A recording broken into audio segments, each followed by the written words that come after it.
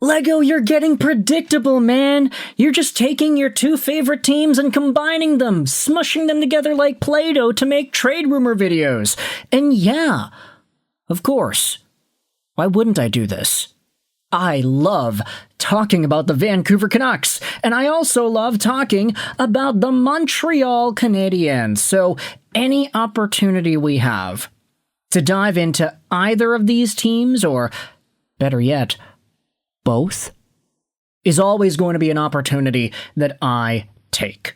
A few days ago, we made a video on this YouTube channel talking about the possibility about the Montreal Canadiens potentially acquiring Brock Boeser out of Vancouver.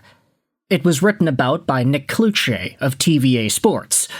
Now we're shifting gears onto another Vancouver Canucks forward who is not a winger.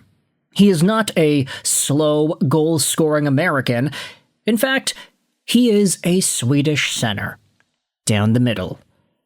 Ladies and gentlemen, let's read this post made on the Habs subreddit by 42 Answers. It's the case for Elias Pettersson, from the perspective of the Montreal Canadiens. Now, EP40 has been tossed in a whole bunch of trade discussion over the past few years.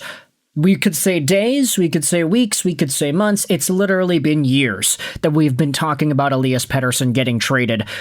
All of the tale of the tape is here. 27 years old, 6'2", 185, signed till the end of 2032, making $11.6 million a year.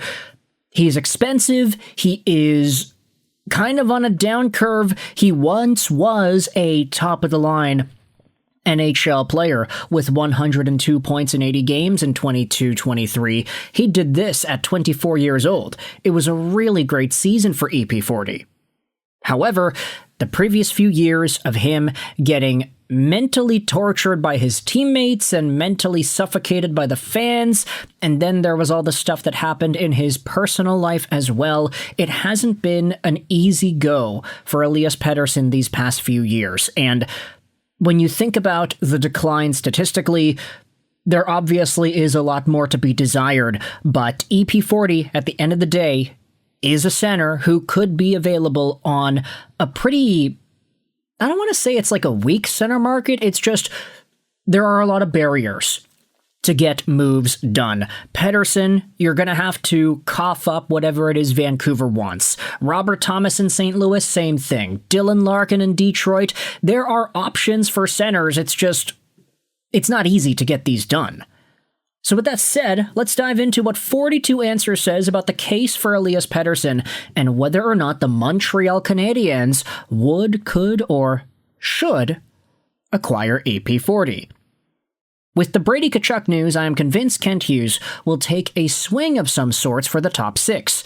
Pettersson has some huge red flags, but he could be an answer that doesn't cost Michael Hage, Alexander Zhuravsky, Reinbacher, and he may be a good fit for this team. Now, if Elias Pettersson gets traded, are you making that deal without Hage, Zhuravsky, or Reinbacher? I honestly don't know. He was on a 55-point pace on a brutal Vancouver team, is solid defensively, blocked the most shots in the league for centers last year with 108, and Ryan Johnson is apparently willing to retain some salary. Pettersson at 8.5 to 9.5 AAV suddenly doesn't look so horrible with the rising cap. He could definitely find his way back to 30-plus goals and a point per game, with Demidov feeding him, and eventually Hage on his left. He is only 27, fits the age group, and won't have to be the guy in Montreal, which may help with the whole media side of things that bothered him in Vancouver. If a locker room and leadership group could support a highly skilled guy's comeback arc, it's Montreal's. Laine is an example of this team, coaching, and management group being good at the mental side of things. Finally, we all know the Gallagher-Vancouver connection. Could that trade be something bigger? Just throwing this out there, I don't know what Vancouver would necessarily ask for, but the framework of a trade could be Vancouver gets Gallagher, some combo of Engstrom, Pickford, or Beck tier prospects, a 2026 first, and other picks if needed. Montreal gets Pettersson, 22 to 25% retained, and around $8.7 to $9 million AAV. Now, I'm just going to say this right off the bat. I like the idea of Elias Pettersson going over to Montreal, mostly because it gives me a lot more reason to cheer for the Habs and support what they've got going on there. But I don't think this trade gets it done. Gallagher, a B-plus tier prospect, and a 2026 first. I mean, yeah, you want the first, you want the prospect, but I just think if Vancouver wants to get a Pettersson trade done, they probably are looking at more prospect value than just an Engstrom or a Pickford. Not that these guys are bums, it's just you kind of have to be thinking about some of these guys at the top of the list here. Now, is Elias Pettersson worth it? I could say that the argument exists that he should be. You know, Quinn Hughes went for like 3 of those assets. Elias Pettersson, I don't want to say that he is a total bum. Yes, he has gone through the ringer and he is not as good as he once was, but if you're acquiring him with the idea of him becoming a point-per-game guy, I just don't really see how you get this trade done without including a lot more value than just Engstrom and one of the late 20-something overall picks in this year's draft. Top comment goes out there and says this: I'm a Canucks fan at heart, but the Habs are my close second, so here's my take on him because I have watched his full career. Rookie/young Petey was a phenom. He was supposed to be our superstar and 100-plus point player. And he was that.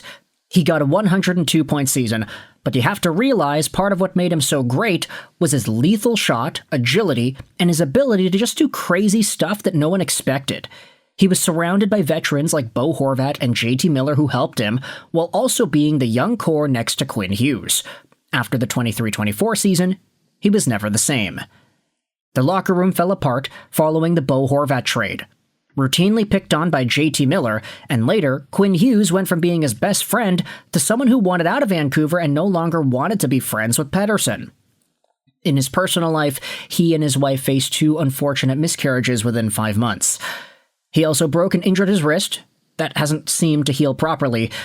Now my take is that this is what has hindered him. The Canucks medical staff is horrible. Tanner Pearson had his hand injury that got worse and worse, and they refused to acknowledge it because of their owner. When Pearson was moved to another team, he finally got his hand treated. Thatcher Demko was an insane goalie who could barely go 2 games without having to go on IR. All of these factors put together, you can make the case that Pettersson's confidence issue is really a mental health cry for help, and a fresh start or a small leave of absence from hockey will benefit him. I know most Canucks fans and the league have claimed him to be washed, but I still have faith in him.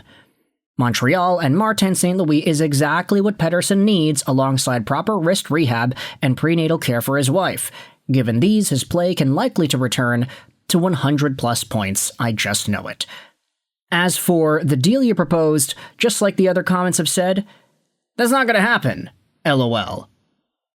Yeah, I do not think that the value is there, man, but the idea of Pettersson being a Canadiens guy, you know, just reading this entire thing about his career and what he had to go through and how good he was, it does make me feel like if Elias Pettersson of old, the 100-plus point guy, can show up and be a player in the NHL once more, would it not be fair to say it's much better if that value is on a team like Montreal that made the 3rd round this previous season and is looking to get better and continuously win championships versus rotting away in a team like Vancouver that, while Pettersson has said he loves to be here, the Canucks are going to suck for the next, 5 years, dude. Does Pettersson want to be on a team that has really no aspirations of contending anytime in the short-term future? I would say maybe if you just really like Vancouver, it's fine to be here, but if you're better than that, I can see why Petey could go down that Quinn Hughes train of thought. Not that the Quinn Hughes train of thought was completely innocuous, but you kind of see where the nuance is there, isn't it? Either way, you can let me know your thoughts in the comment section below. Elias Pettersson, Montreal.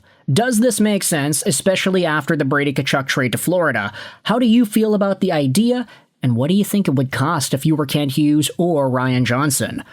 Let me know your thoughts in the comment section below. I hope you enjoyed this video. And bye.